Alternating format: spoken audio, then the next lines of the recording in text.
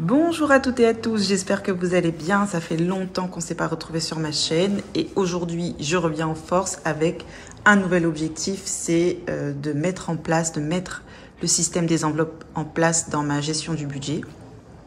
Faut savoir que je suis, ou j'étais il y a encore 2-3 mois de cela, une acheteuse compulsive. La gestion du budget était catastrophique puisque... Alors oui, j'avais une gestion, mais je dépassais tout le temps mes budgets, peu importe les catégories. J'étais tous les mois à découvert. Pour moi, c'était de toute façon, j'ai le droit à ce découvert. Pourquoi je l'utiliserais pas Enfin bref, en gros, j'étais dans un engrenage où j'acceptais de vivre comme ça et je me suis rendu compte à quel point c'était très compliqué, notamment quand on a un coup dur, puisqu'il s'avère que mon mari a changé de travail depuis le début d'année et que son salaire a été divisé par 2. C'est très compliqué financièrement. Bon, on ne meurt pas de faim. On a toujours cette chance de vivre dans un cadre de vie très confortable, très agréable, mais d'avoir quelqu'un qui ramène un salaire divisé par 2 à la maison, ça a forcément de graves conséquences. Surtout que du coup, nous avions un train de vie qui allait avec les revenus qui rentraient d'habitude. Et en plus que malgré ces revenus très confortables, on avait tendance à être encore à découvert. Donc vous voyez, c'était l'extrême à tout point de vue. Donc je me suis lancée dans le système des enveloppes. J'ai commencé au mois de février. Je m'y suis beaucoup intéressée à partir de la mi-janvier à peu près. Et j'ai décidé de le démarrer au mois de février. Et il faut savoir que ça a été bénéfique puisque depuis le mois de février, je ne suis plus à découvert. Je n'ai pas été à découvert en février, je n'ai pas été à découvert au mois de mars. Comme je n'avais pas commencé le système des enveloppes au mois de janvier, j'ai été à découvert en janvier. Voilà, donc pour vous dire à quel point cette méthode a été très efficace et à quel point elle m'a permis de réaliser des économies, de ne plus être à découvert et de mettre des sous de côté car on a une grosse somme, 2 grosses sommes à mettre de côté, une pour les impôts, une pour un remboursement. Et du coup, voilà, j'ai revu toute ma façon de gérer le budget. Et aujourd'hui, j'en suis très satisfaite puisque je me rends compte qu'il fallait vraiment faire du ménage dans tout ça. Donc, je vous montre un peu mon organisation en sachant que je n'ai pas encore reçu tous mes supports. Je ne les ai pas reçus à ce jour. Ça ne saurait tarder. Et du coup, je vous montre ce que j'ai actuellement et comment je m'en sors. Donc, voilà, c'est parti.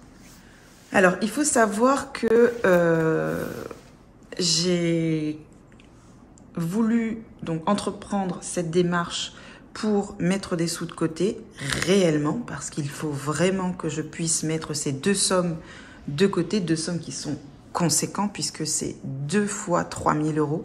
Je dois donner 3 000 € aux impôts pour la taxe d'aménagement. Donc, c'est la taxe que vous avez quand vous avez construit une maison et un remboursement de 3 000 € pour un proche qui nous a prêté de l'argent pour qu'on puisse finir les travaux de notre piscine.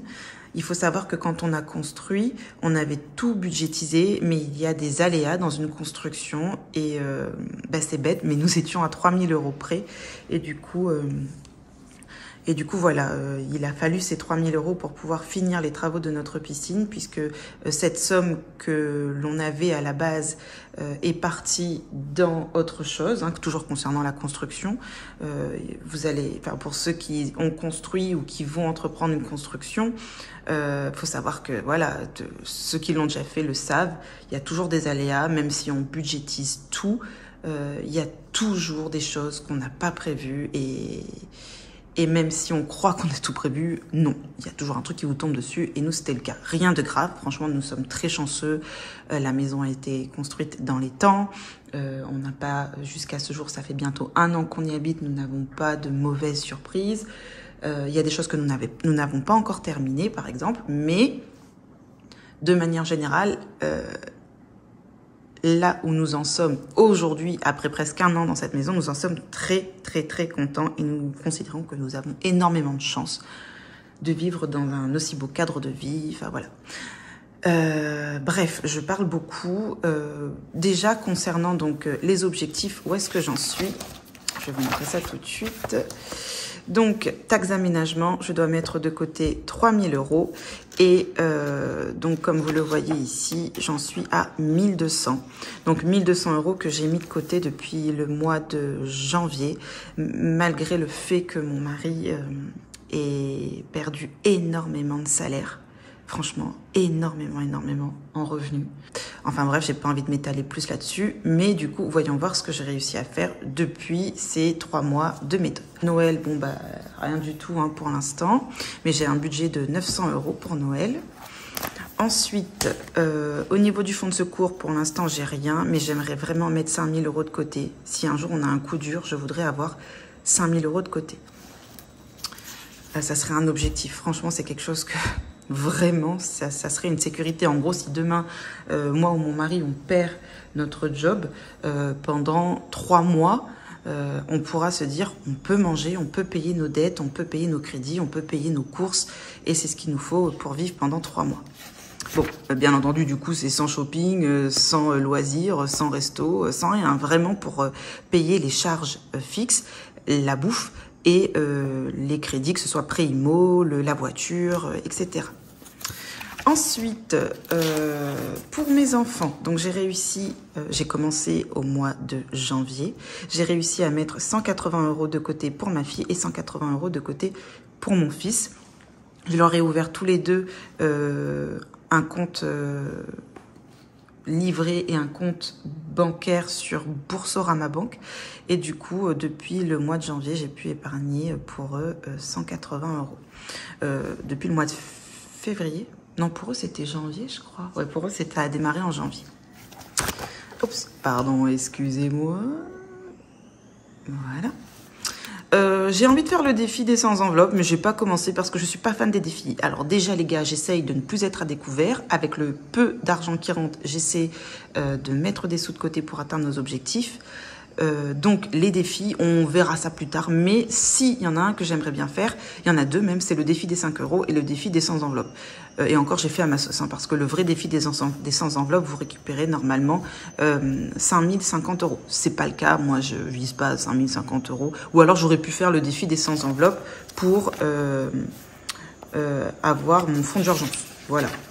Mais non, c'est pas, voilà, c'est pour l'instant...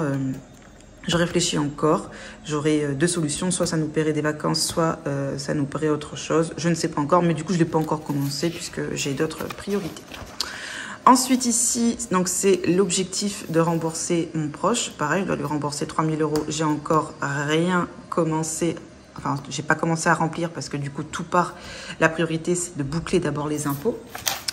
Ensuite, pour la rentrée des classes, donc j'ai appelé ça Back to School, 350 €, ça y est, j'ai mis de côté.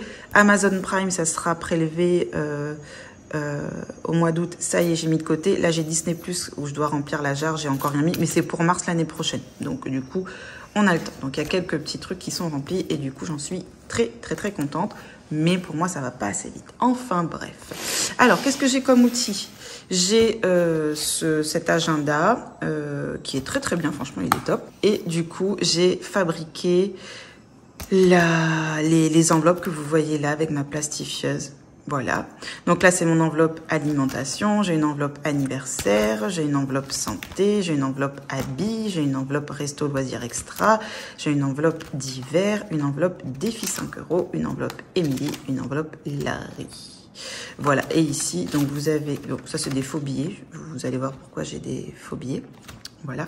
Et là, j'ai une petite enveloppe où je mets tous mes tickets du mois, et quand on arrive au début du mois, quand ça y est, on clôture, j'enlève tout, et puis je balance tout à la poubelle, et là, j'ai une petite pochette où je mets des sous également pour la dame qui vient faire les soutiens pour ma fille.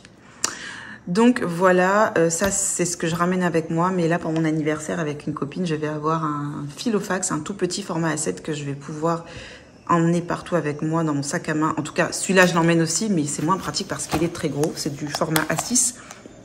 Et même s'il est très qualitatif et qu'il est super beau, c'est ma mère qui me l'a offert, je le trouve pas pratique dans le sac à main et j'ai envie d'avoir quelque chose de plus petit. Donc voilà, donc ici nous avons mes enveloppes à la semaine et au mois dans lesquelles je peux piocher dedans, dans le budget qui est attribué. Et ici, donc là, je vais avoir, pareil avec mon ami, un agenda format A5 cette fois-ci, puisque là, nous sommes sur des pochettes format A5. J'y ai mis donc des billets fictifs et c'est pour avoir, parce que je suis très visuelle, c'est pour avoir une vision de ce que j'ai déjà mis de côté, puisque les sous sont en banque, je ne peux pas. Je ne peux pas, ça me rendait malade, ça m'inquiétait d'avoir de l'espèce sur moi. Là, par exemple, j'ai de l'espèce, mais si vous voulez, dans mon budget course, là, j'ai 130 € et dans l'enveloppe santé, j'ai 20 € pour la semaine prochaine. Ça va, je peux survivre d'avoir 150 € sur moi. Surtout que ça va vite partir parce qu'on va aller faire les courses. Il n'y a pas mort d'homme. Par contre, d'avoir, donc je vais vous montrer les sommes que j'ai là en banque, d'avoir ces sommes-là par contre sur moi, comme le font certaines youtubeuses qui sont à fond dans le budget la gestion des budgets par les enveloppes. Moi, je peux pas, je dormirai pas le soir. Et du coup, j'ai décidé, parce que j'ai besoin de l'aspect visuel, d'imprimer des faux billets, mais le reste, enfin en tout cas les vrais billets sont à la banque. Donc ça, c'est mon enveloppe pour la taxe d'aménagement. J'ai bien les 1200 € que j'ai pu épargner depuis le début d'année. Voilà, donc avec le tracker derrière qui rappelle les différents dépôts que j'ai fait. Ensuite, donc là, on est sur l'enveloppe épargne de mon petit bébé, donc de Charles, de mon fils. Et j'ai déjà mis donc 180 € de côté pour lui. Pareil, ça c'est celle de ma fille. L'enveloppe de ma fille a 180 € de côté également. Et j'adore ces billets fictifs, franchement, ils sont trop bien. Donc voilà, 180 € aussi pour elle. Ici, c'est l'argent pour la rentrée scolaire. J'ai les 350 €, j'ai budgétisé la rentrée scolaire. J'ai calculé, ça nous fera à peu près 350 €. Du coup, j'ai les sous, voilà. J'ai voulu boucler en fait cette enveloppe pour passer à autre chose. Donc j'avais mis 30 € en février, 30 € en mars et j'ai mis 290 € pour boucler le truc parce que voilà, je voulais vraiment que psychologiquement il y ait des choses où je n'ai plus à penser et c'est réglé. Donc voilà pourquoi j'ai mis cette somme-là, cette aussi grosse somme d'un coup. Ici, donc, c'est pour le syndic qui gère donc la résidence dans laquelle j'habite. On est censé les payer 26 € par mois depuis le mois de novembre. Sauf que, enfin bref, il y a des choses administratives qui traînent. On ne les a toujours pas donné, les sous. Et moi, j'avais toujours pas mis de côté. Donc, du coup, ce mois-ci, je me suis dit, mais en fait, j'ai oublié de budgétiser un truc. C'est les fameux 26 € que je dois mettre de côté tous les mois. En tout cas, que je dois payer au syndic. Et du coup, donc, j'ai les 6 € en... Il y a bien 156 € sur mon compte parce que si on fait 6 mois fois 26 €, ça fait 156 €. Moi, sur mon LDD, donc j'ai bien mis les 156 €. Mais là, voilà, j'ai mis que 3 billets de 50 €. Au moins, on sait que la somme principale, je peux la visualiser ici. Donc voilà, et ici, donc c'est les sous qu'il y a sur mon LDD. Là-dedans, il y a 70 € pour le centre de loisirs. Que je dois payer le mois prochain et il y a 50 € pour Prime Video, mais pareil c'est des faux billets et donc ça c'est le récap de ce que j'ai sur mon compte LDD. Voilà, c'est pareil, ça m'aide psychologiquement, visuellement à voir ce qu'il y a de manière concrète, mais au moins ce sont des faux billets et je suis tranquille avec ça et je suis sereine et je n'ai pas peur de me dire qu'il y a de grosses sommes d'argent qui traînent à la maison parce que ça, franchement, je ne peux pas. J'ai trop hâte de pouvoir perforer tout ça et les mettre dans mon beau classeur et tout. Enfin bref, j'ai encore à faire niveau outils. Mais voilà, ça se met en place petit à petit. Bon, on se retrouve 5 minutes en face à face. Oui, c'est ma vraie tête. Enfin, c'est quand même mieux quand je vous filme ce qu'il y a devant moi que de voir ça. Surtout que là, franchement, j'ai fait 0 effort, j'ai les cheveux sales, enfin bref. On n'est pas là pour parler de ça. Donc, ce que je voulais vous dire, c'est que comment j'ai réussi vraiment à pouvoir épargner toutes ces sommes que vous avez vues, c'est que j'ai vraiment suivi à la lettre la méthode des enveloppes. Je l'ai quand même adaptée. Par exemple, il faut savoir que pour le mois de février, j'ai fait mes courses en intégralité avec le drive de Leclerc. Bon, il n'est pas ouf le drive de Leclerc, mais on y trouve quand même l'essentiel. Sauf que au bout d'1 mois et demi, la limite, c'est que j'avais l'impression de manger toujours la même chose. Alors, ce qui est très confortable, c'est que du coup, vous voyez exactement la somme attribuée à vos courses et que du coup, si vous dépassez le budget, bah, vous enlevez. Moi, c'est ce que je faisais. Voire des fois, j'étais surprise de voir que j'avais mis tout ce dont j'avais besoin et que du coup, j'avais pas atteint le budget attribué. Et cette somme, je la retirais. Par exemple, si j'avais 150 € de budget de course pour la semaine, que j'avais fait 120 €, voilà, bah, je retirais la différence. Mais en tout cas, j'avais vraiment laissé ma carte bleue de côté. Et c'est ce qui a marché, en fait. C'est que je me suis rendu compte, et c'est souvent ce qui revient, c'est que la carte bleue, c'est un piège parce que vous ne palpez pas l'argent. Et du coup, le fait que cet argent soit virtuel, vous ne vous rendez pas compte de ce qui reste et de ce qui sort. En tout cas, pour ma part, pour les personnes qui ont le même profil que moi, c'est-à-dire qui est vraiment dans l'amour du shopping, de la déco, enfin bref, j'étais comme ça et encore plus quand on a une nouvelle maison. Mais alors laisse tomber, tu veux tout soit neuf, tu imagines tout et du coup, bah t'achètes et enfin voilà, je ne voulais plus. Je ne voulais plus être comme ça. Je vous donne un exemple. Mon canapé, que j'ai payé une blinde, je l'ai payé 10 fois sans frais. Je n'ai aucun regret. Je n'ai aucun regret parce que j'avais pas cette somme et que, ou en tout cas, si j'avais la somme à l'époque, il fallait que je mette dans la construction. Le canapé n'étant pas une priorité, façon de parler, hein, faut bien un canapé, mais je vais vous dire, faut que ta maison elle soit habitable avant de penser au canapé.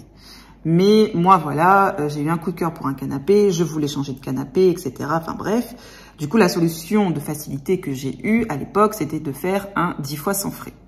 Et du coup, tous les mois, tous les mois, enfin en tout cas sur une durée de 9 mois, parce qu'il y avait un paiement de suite et 9 mois d'étalement de paiement, je pouvais avoir mon canapé, avoir celui que je voulais et ensuite payer le reste petit à petit. Mais sur le coup, c'est chouette. En plus, vous avez immédiatement ce que vous voulez. Enfin, c'est parfait, quoi. Mais quand vous vous retrouvez dans une situation où il y a moins d'entrée d'argent, quand vous vous retrouvez dans une situation où vous vous dites, mais cette somme, elle est bloquée pendant 9 mois, elle est bloquée. Si je veux acheter autre chose ou si je veux mettre de côté, bah, c'est compliqué parce qu'il faut payer cette somme. Et là, par exemple, pour mon canapé, le dernier prélèvement, c'est avril 2022. Donc là, dernier prélèvement et mon canapé est payé. Et ensuite, c'est terminé. Je ne ferai plus en tout cas, de crédit à la consommation. Demain, refaire un crédit pour un investissement immobilier, il n'y a aucun souci. Mais alors, faire un crédit pour un canapé ou une télé, ou un électroménager, ou peu importe, je ne le ferai plus. C'était facile, c'est très tentant. En plus, on vous vend les zéro frais, etc., les sans intérêt, enfin bref. Moi, j'étais une bonne poire, donc voilà, je tombais là-dedans. C'était pas très compliqué. Mais aujourd'hui, je ne veux plus parce que je me rends compte que lorsqu'il y a un problème, eh ben, un problème financier, une difficulté passagère, même si c'est que passager, eh ben du coup, vous vous dites, ben merde, en fait là, cette somme-là, elle aurait été mieux dans mon portefeuille, quoi, ou pour payer des choses bien plus importantes. Enfin, voilà, je sais pas si c'est clair ce que je dis, mais je pense que vous avez compris. Donc, la carte bleue, comme je le disais, je l'ai laissée de côté, c'est terminé, plus de carte bleue. Je n'achète plus pour acheter. J'ai des vêtements, je mets ce que j'ai. Je suis jamais à poil. J'ai toujours de quoi m'habiller et m'apprêter. Donc voilà. Ma fille, j'ai un objectif cette année, c'est de ne rien lui acheter en termes de fringues. Elle a tout ce qu'il faut, on n'achètera rien du tout. Le seul pour qui ça marche moins, c'est mon fils parce que, bon, alors déjà, qui grandit à une vitesse, il a 12 mois. Il a 12 mois aujourd'hui, puisque c'est son anniversaire aujourd'hui. Il a 12 mois aujourd'hui et il met du 24 mois. Et je pense que dans pas longtemps, enfin, voilà, le 24 mois ne va pas durer. Il a une croissance qui est impressionnante.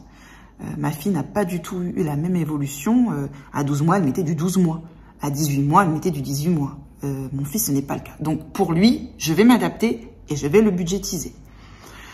Mon mari, bon, contrairement à moi, il n'a pas la même garde-robe. Il va falloir que j'achète pareil. Comme je vais acheter pour lui, je sais, dans l'année, 3 ou 4 pantalons, 3 ou 4 chemises, puisque son métier veut qu'il soit apprêté comme ça.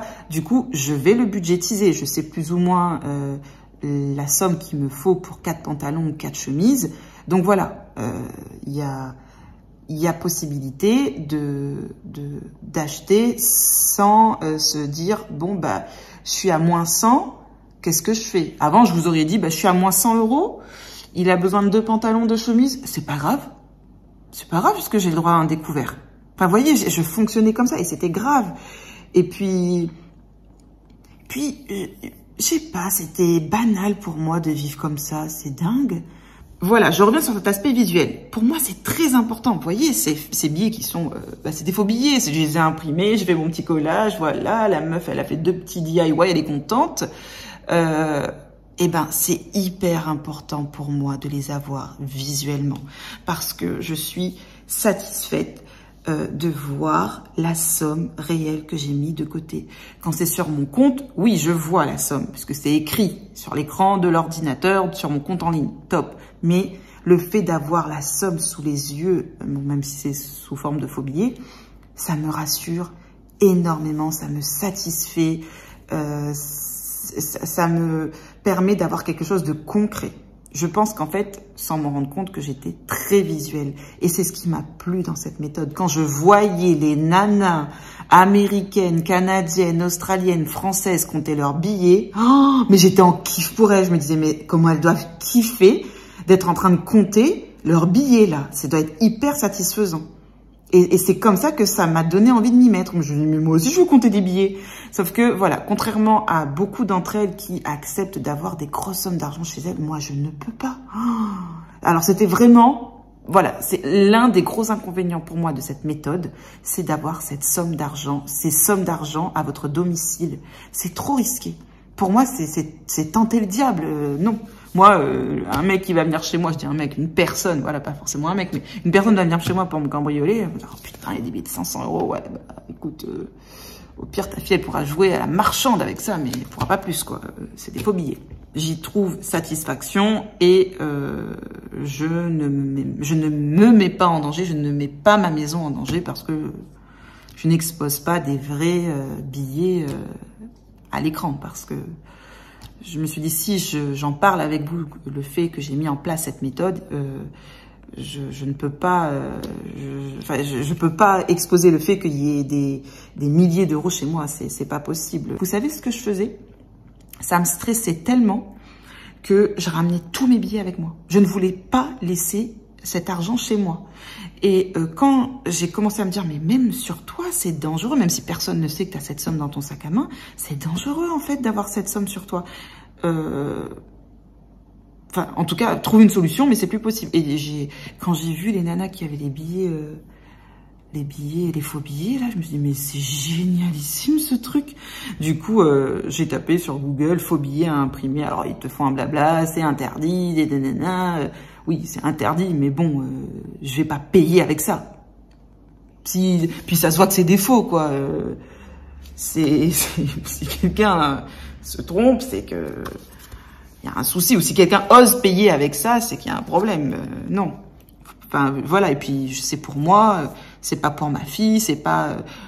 Enfin, je sais que ces billets-là, ils vont rester chez moi dans le classeur. Que ça... Ouh là là. Vous étiez de travers. Enfin, bref. Voilà, je voulais apporter ces petites précisions. Je suis hyper contente, hyper satisfaite et je n'ai aucun regret à avoir expérimenté cette méthode. Et j'espère vraiment que je vais atteindre mes 2 objectifs, c'est-à-dire mettre 2 fois 3 000 € de côté avant le mois de septembre ou au plus tard au mois de septembre.